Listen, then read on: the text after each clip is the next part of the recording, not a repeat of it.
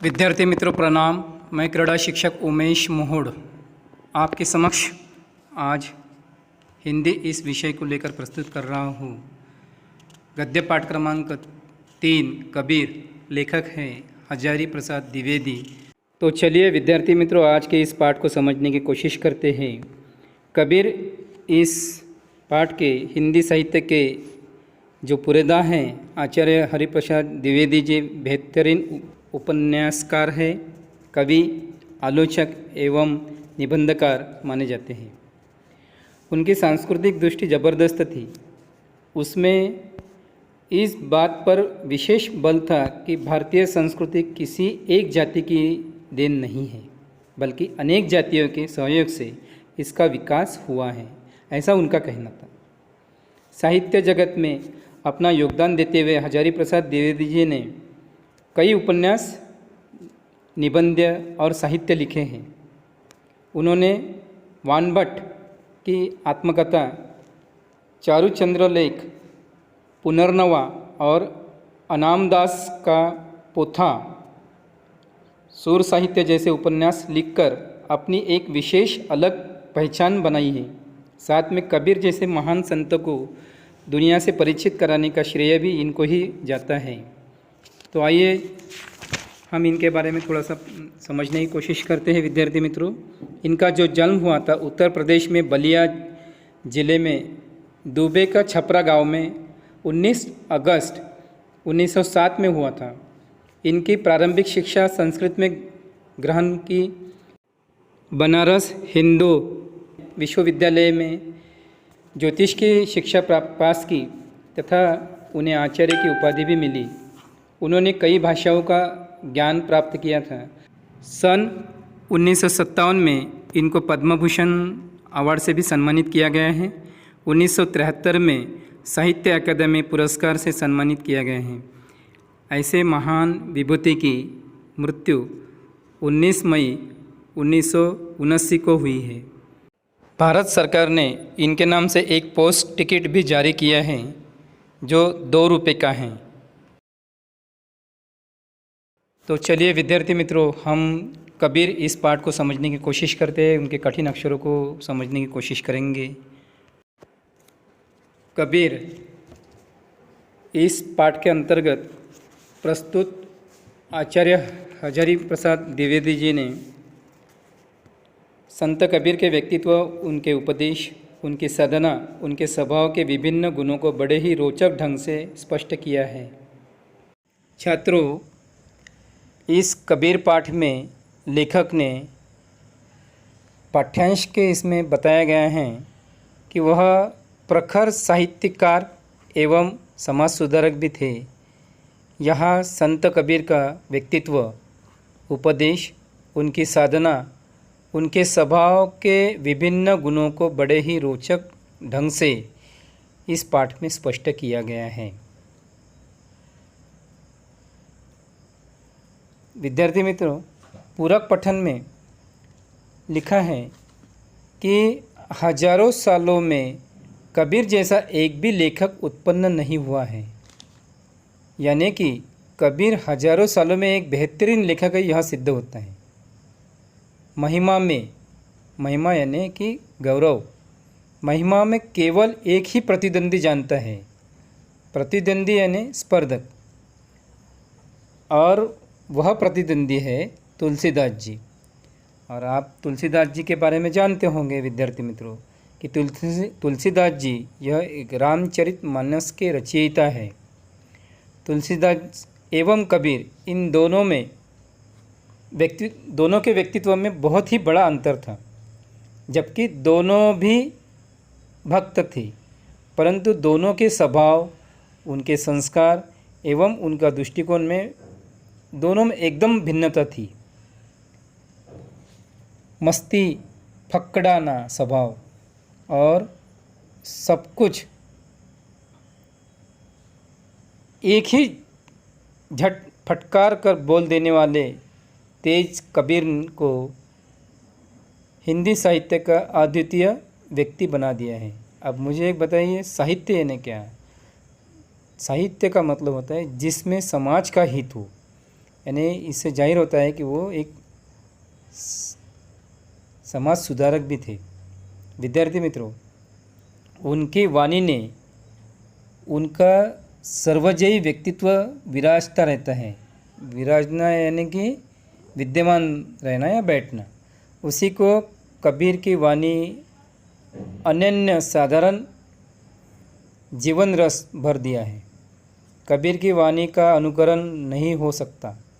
अनुकरण करने की सभी चेष्टाएं व्यर्थ सिद्ध हुई है। यानी कि जिस समय कबीर जी का काल चल रहा था, उस समय में बहुत से संतों ने उनका अनुकरण करने का कोशिश किया था, पर वह सब क्या हुआ, व्यर्थ सिद्ध हुआ है। उनके जैसा लिखना, उनके जैसी रचनाएं तैयार करना बहुत से लोगों ने कोशिश की, लेकिन नहीं जम पाया। इसीलिए लेखक कहते हैं कि हजारों सालों में कबीर जैसा लेखक कभी उत्पन्न नहीं हुआ है। कबीरदास जी की वाणी वह लता है, लता मतलब कि वेल, जो योग और भक्ति के क्षेत्र में भक्ति का बीज पड़ने से अंकुरित हुई है। लेखक का यह कहना है कि योग के माध्यम से कबीर जी हिंदी साहित्य के अद्वितीय व्यक्ति बने हैं। उन दिनों उत्तर के हट्टयोगियों, विद्यार्थी मित्रों, हट्टयोग यह एक योग से उत्पन्न हुआ अक्षर है। हट्टयोग का मतलब होता है ह यानी हकार यानी सूर्य और ठकार यानी चंद्र। सूर्य और चंद्र का मिलन होकर जो योग तैयार होता है उसे हम हट्टयोग कहते हैं। तो उन दिनों उत्तर के हट्टयोगी और दक्षिण के भक्तों में मौलिक अंतर था। मौलिक मतलब मूल। एक टूट जाता था पर झुकता न था, और दूसरा झुक जाता था पर टूटता न था। एक के लिए समाज की उच्च नीच भावना मजाक और आक्रमण का विषय था, तो दूसरे के लिए मर्यादा और स्फूर्ति का। संसार में भटकते हुए जीवों को देखकर करुणा के अश्रु से वे कातर नहीं हो आते थे। कातर का मतलब होता है कि भयभीत होना, बल्कि और भी कठोर होकर उसे फटकार बताते थे।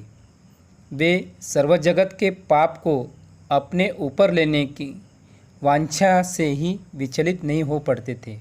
वांछा का मतलब होता है कि अभिलाषा, बल्कि और भी कठोर और भी शुष्क होकर सुरत और विरत का उपदेश देते थे। यानी कि संसार को त्यागने वाली बातें करते थे।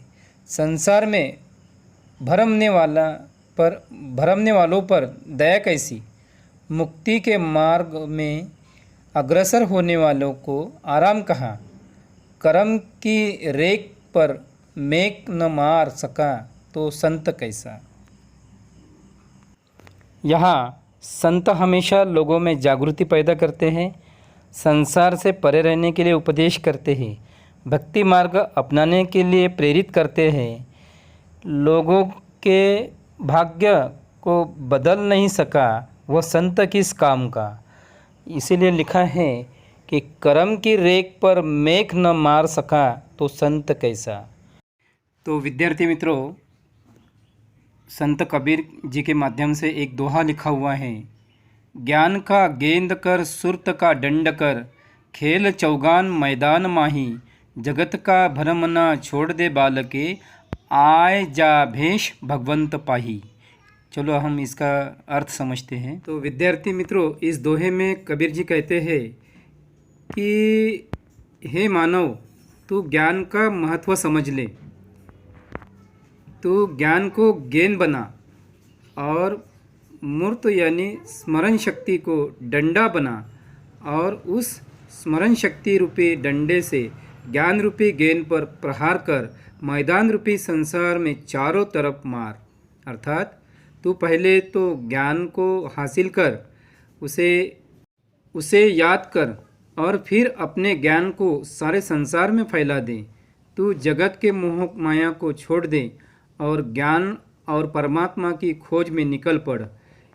पता नहीं किस भेष में तुझे परमात्मा मिल जाए और तेरा जीवन सफल हो जाए। विद्यार्थी मित्रों, इस दोहा में संत कबीर जी ये कहते हैं कि आप अपने ज्ञान के महत्व को इतने बढ़ा और अपनी स्मरण शक्ति को इतना मजबूत कर और सारे इस स्मरण शक्ति के माध्यम से पूरे संसार में अपना नाम कमाओ और जगत का मिथ्या जग को छोड़कर वास्तविक दुनिया में आकर आप जीवन जियो, ताकि कब कौन से राह पर आपको भगवान मिल जाए या आपको मोक्ष मिल जाए, ऐसे यहाँ कवि संत कहते हैं। अक्खड़ता कबीरदास का सर्वप्रधान गुण नहीं है। यहाँ अक्खड़ता का मतलब होता है स्वाभिमान। जब वे अवधूत या योगी को संबोधन करते हैं तभी उनकी अक्खड़ता पूरे चढ़ाव पर होती है। अवधूत यानी सन्यासी, अक्खड़ता यानी स्वाभिमान। तो जब कबीर जी सभी सन्यासियों को क्या करते हैं, जितने भी योगी हैं या सन्यासी, इनको संबोधित करते हैं, मार्गदर्शन करते हैं और तब उनका स्वाभिमान पूरे चढ़ाव पर होता है, ऐसा यहाँ कहा गया है। वे योग के विकट रूपों का अवतरण करते हैं, गगन और पवन की पहेली बुझाते हैं रहते हैं। पहेली यानी कि पजल, कोड़े यानी कि कोई गूढ़ बात को सुलझाना। शून्य और सहज का रहस्य पूछते रहते हैं। द्वैत और अद्वैत सत्व की चर्चा करते हैं। अवधू अक्षरहु सो न्यारा, अवधू अक्षरहु सो न्यारा, जो तुम पवना गगन चढ़ाओ, गुफा में बासा गगना पवना, दोनों बिन से कह गया जोग तुम्हारा। चलो इस दोहे का हम लोग अर्थ समझने की कोशिश करते हैं। अवधू अक्षरहु सो न्यारा, अवधू यानी सन्यासी या संत और न्यारा यानी सर्वश्रेष्ठ या अनोखा। कबीर जी ने ईश्वर, साधु या सज्जन को सर्वश्रेष्ठ या अनोखा माना है। उसके दूजा कोई नहीं, परंतु यह सच जानते हुए भी अपने आप को श्रेष्ठ मानने वाले ढोंगी साधुओं को फटकारा है।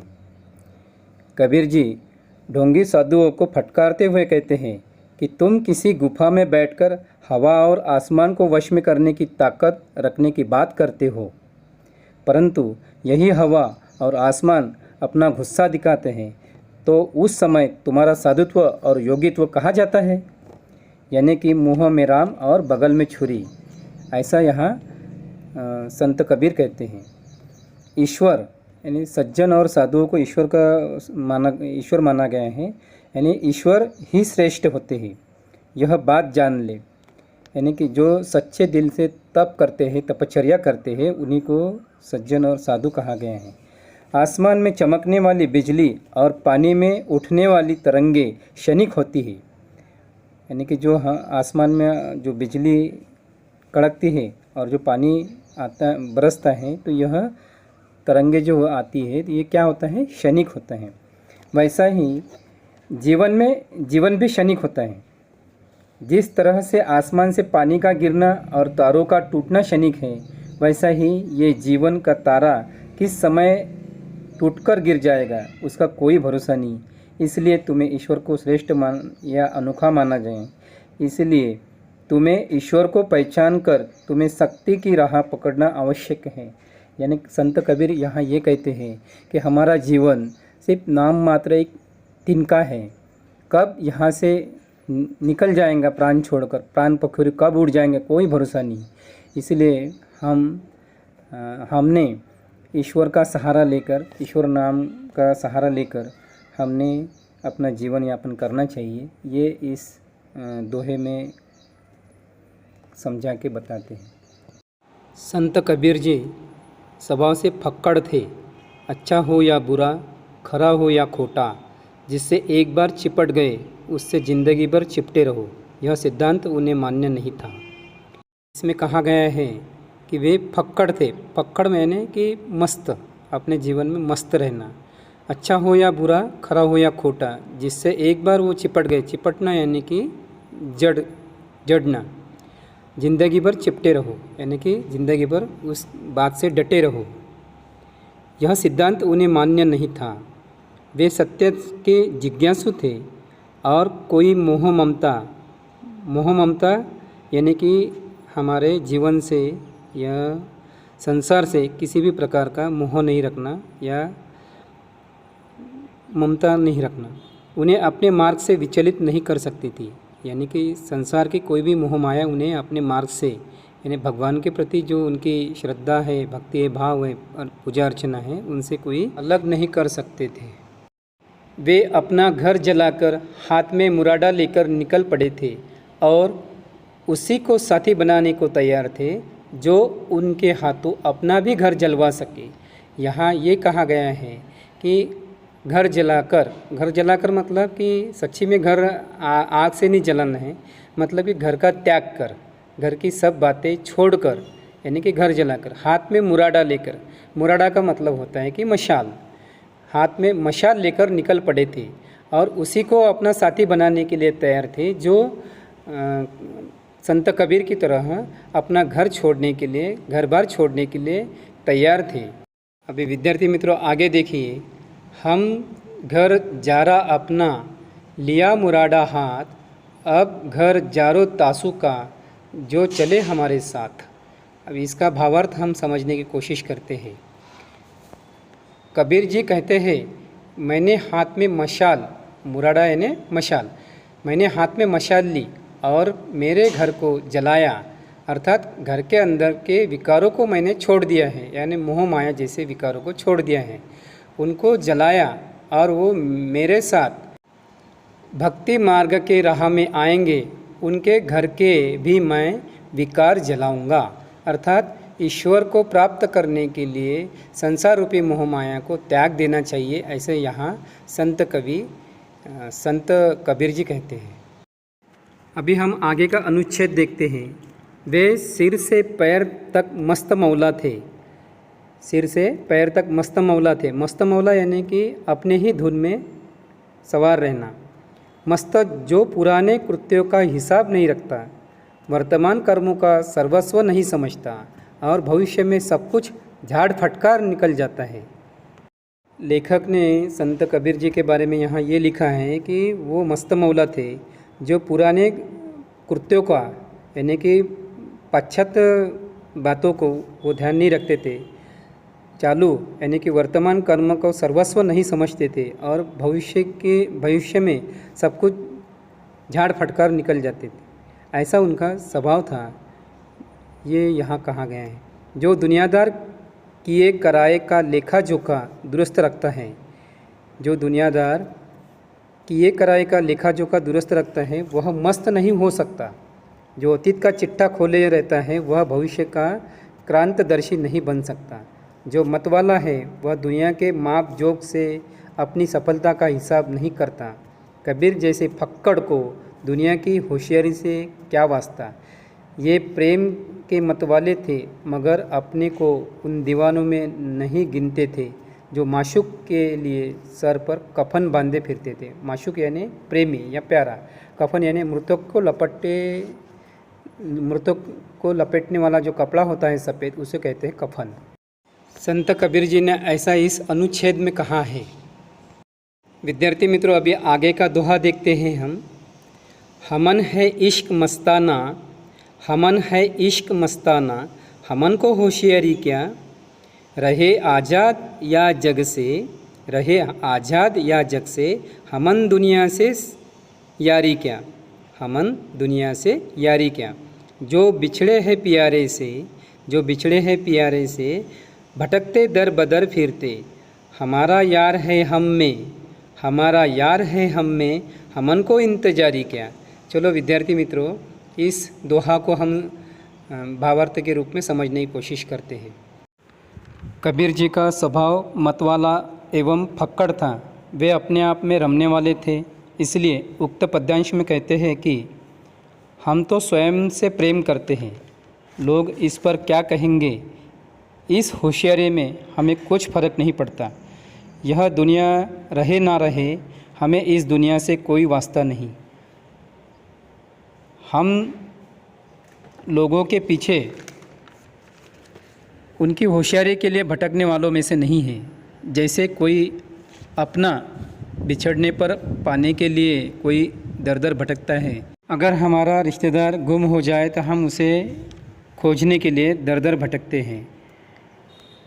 यहाँ कवि कहते हैं कि हमारा मित्र या दोस्त ईश्वर है, तो हमारे अंदर ही है। हमारा मित्र हमारे अंदर ही है, उसे कहीं ढूंढने की आवश्यकता नहीं है और ना ही उसका इंतज़ार करने की आवश्यकता है। तो स्वयं में हमने अगर ढूंढा तो हमें ईश्वर मिल जाएगा, ऐसे संत कबीर कहते हैं। ये फक्कड़ राम किसी के धोखे में आने वाले न थे। दिल जम गया तो ठीक है और ना जम गया तो राम राम करके आगे चल दिए। योग प्रक्रिया को इन्होंने डटकर अनुभव किया पर जची नहीं। यहाँ कवि कहते हैं कि जो संत कवि है फक्कड़ स्वभाव के थे, यानी कि मस्त मौला थे, किसी के धोखे में आने वालों में से न थे। इनका किसी के साथ में अगर दिल जम गया, यानी कि उनकी बातें पटी और तो उनके साथ ही रहा, मतलब उनके साथ ही डटकर रहते थे, और जिनके साथ नहीं पटा तो उनके साथ वह आराम करके आगे निकल जाते थे। संत कबीर जी को इस चीज़ की बिल्कुल परवाह न थी कि लोग उनके बारे में, उनकी असफलता पर क्या क्या टिप्पणी करेंगे। उन्होंने बिना लाग लपेट के, बिना झिझक और संकोच के ऐलान कर लिया, आसमान का आसरा छोड़ दे प्यारे, आसमान का आसरा छोड़ दे प्यारे, उल्टी देख घट आपन जी, तुम आप में आप तहकीक करो, तुम आप में आप तहकीक करो, तुम छोड़ो मन की कल्पना जी। अर्थात इसमें लिखा हुआ है, इसका भावार्थ देखते हैं हम। कबीर जी ने उपर्युक्त पद्यांश में कल्पना में जीने वाले शारीरिक एवं मानसिक स्वास्थ्य को ही अंतिम सत्य मानने वाले को वास्तविकता का ज्ञान कराने की कोशिश की है। कबीर जी कहते हैं, हे मनुष्य, आसमान, आसमान यानी कल्पना, आसमान में जीना, जीना यानी आसरा, आसमान में जीना छोड़कर अपने आप को यानी कि स्वयं को पहचानना, अपने आप की जांच पड़ताल करोगे तो सब कुछ पाओगे। बाह्य ज्ञान से कई गुना महत्वपूर्ण बात आसमान की है। यहाँ आसमान को कल्पना कहा गया है। इसीलिए संत कबीर कहते हैं कि कल्पना में जीना छोड़ देना चाहिए और वास्तविक ज्ञान का अनुभव लेना चाहिए। यहाँ पर पूरी तरह से कबीर जी का स्वभाव व्यक्त किया गया है। कबीर की यह घर फूक मस्ती यानी कि घर छोड़कर अपनी ही मस्ती में बाहर निकल जाना, फक्कड़ाना स्वभाव यानी स्वाभिमानी स्वभाव, लापरवाही और निर्मम अक्खड़ता यानी अक्खड़पन, उनके अखंड आत्मविश्वास का परिणाम थी। यानी अपने आप के ऊपर उनको बहुत ही पूर्ण विश्वास था। उन्होंने कभी अपने ज्ञान को, अपने गुरु को और अपनी साधना को संदेह की नज़र से नहीं देखा। अपने आप के प्रति उनका जो विश्वास है कभी कम नहीं हुआ, डिगा नहीं। कभी गलती महसूस हुई तो उन्होंने एक क्षण के लिए भी नहीं सोचा कि इस गलती के कारण वे स्वयं हो सकते हैं। उनके मत से गलती बराबर प्रक्रिया में होती थी, मार्ग में होती थी, साधन में होती थी। वे वीर साधक थे। साधक यानी साधना करने वाले, और वीरता अखंड आत्मविश्वास को आश्रय करके ही पनपती है। कबीर के लिए साधना एक विकट संग्राम स्थली थी। संग्राम स्थली यानी भयंकर युद्ध की जगह, जहाँ कोई विरला शूर ही टिक सकता था। विरला यानी कि बहुत कम शूर। कबीर जी जब साधना करते थे, जिस साईं की साधना करते थे वह मुक्त की बातों से नहीं मिलता था, यानी कि मुफ्त में नहीं मिलती थी।